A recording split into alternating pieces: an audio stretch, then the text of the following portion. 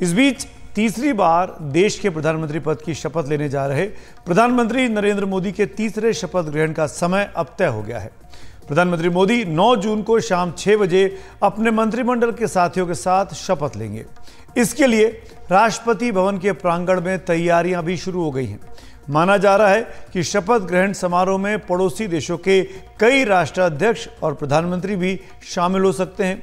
श्रीलंका, बांग्लादेश और भूटान के राष्ट्राध्यक्षों ने अपने आने की पुष्टि भी कर दी है। प्रधानमंत्री के शपथ ग्रहण में और भी कई गणमान्य अतिथि मौजूद रहेंगे। बीजेपी शासित सभी राज्यों के मुख्यमंत्रियों को भी इस कार्यक्रम में आने का न्योता दे दिया गया है। पहले 2 दौर की तरह इस बार बीजेपी को पूर्ण बहुमत नहीं है, लेकिन उसके गठबंधन एनडीए को पूर्ण बहुमत है। ऐसे में इस बार गठबंधन सहयोगियों का दबाव भी बीजेपी पर होगा, खासतौर पर 2 सबसे बड़े सहयोगी दलों जिसमें जेडीयू और टीडीपी खास है। इस दबाव के बीच नई सरकार के गठन को लेकर आज दिन भर सरगर्मियां तेज रहीं। बैठकों और मुलाकातों का दौर कई बार चला। एनडीए गठबंधन में शामिल सांसदों की कल दिल्ली में औपचारिक बैठक है, जिसमें नरेंद्र मोदी को संसदीय दल का नेता चुना जाएगा, जिसके बाद वो प्रधानमंत्री पद का दावा पेश करने के लिए राष्ट्रपति से मिल सकते हैं। इस बीच मंत्रिमंडल में कौन कौन शामिल होगा, किस सहयोगी दल को कितने मंत्रालय दिए जा सकते हैं, इसकी चर्चाएं और अफवाहें इस वक्त दिल्ली में बहुत तेज हैं। इस बारे में एनडीए के सहयोगी दलों से बात करने के लिए आज एक बैठक बीजेपी अध्यक्ष जेपी नड्डा के घर पर हुई, जिसमें अमित शाह और राजनाथ सिंह मौजूद थे। इसके अलावा आरएसएस के भी कुछ वरिष्ठ नेता इस बैठक में शामिल हुए। इसके बाद अमित शाह और जेपी नड्डा प्रधानमंत्री से मिलने गए। बीजेपी जिन 4 प्रमुख सहयोगियों के भरोसे है, उनके पास कुल मिलाकर 40 सांसद हैं। कहा जा रहा है कि औसतन हर 4 सांसद पर 1 मंत्री पद की मांग सहयोगी कर रहे हैं। टीडीपी लोकसभा के अध्यक्ष का पद भी चाहती है, स्पीकर का पद, जिसके लिए बीजेपी फिलहाल तैयार नहीं दिखती। इसके अलावा भी बीजेपी कई और मुद्दों पर तैयार होती नहीं लग रही है। और इस तमाम जो खींचतान चल रही है या जो मोलभाव किया जाएगा, उस पर और जानकारी दे रहे हैं, हमारे साथ जुड़ रहे हैं मेरे सहयोगी अखिलेश शर्मा। अखिलेश जी, पहला सवाल तो यही है कि एनडीए के सहयोगी दल क्या क्या मांगे कर रहे हैं और क्या रास्ता है बीजेपी के पास?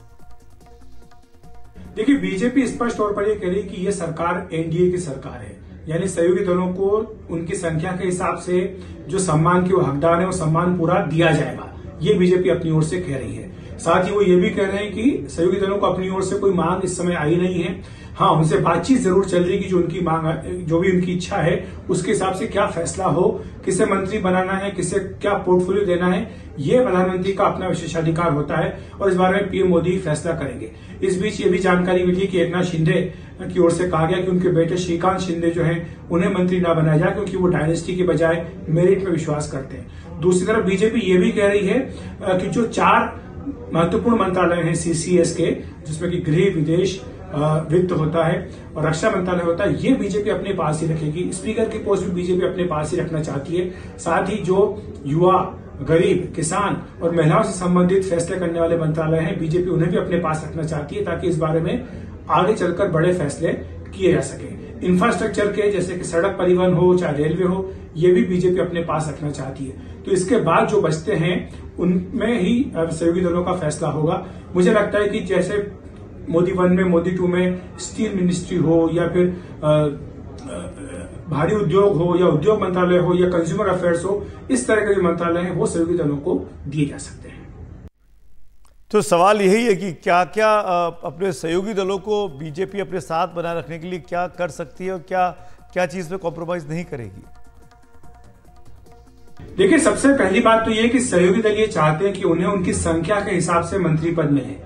अभी तक मोदी 1, मोदी 2 में ये होता आया था कि सहयोगियों को सांकेतिक नुमाइंदगी दी जा रही थी, यानी उन्हें सिर्फ ये बताने के लिए कि ये एनडीए की सरकार है, एक मंत्री उनका बनाया गया था। लेकिन अब वो चाहते हैं संख्या के हिसाब से बने और इसमें कोई भी फार्मूला हो सकता है। ये भी कहा जा रहा है कि 4 सांसदों पर 1 मंत्री पद मिल सकता है। यानी इस हिसाब से जोड़ लीजिए कि टीडीपी के 16 सांसद है, उसको 4 मंत्री पद, जेडीयू को 3, चिराग पासवान और एकनाथ शिंदे को 2-2, इस तरह से ये बातें कही जा रही है। तो ये कुल मिलाकर के उनका यही कहना है कि इस पर सांकेतिक नहीं होना चाहिए, संख्या के हिसाब से मिलना चाहिए। दूसरी बात कि जिस तरह से अटल बिहारी वाजपेयी के समय एनडीए में कोऑर्डिनेशन कमेटी थी, कन्वीनर थे, ताकि हर बार जो है हर बड़े मुद्दे पर मिल बैठ करके चर्चा होती थी, फैसले होते थे।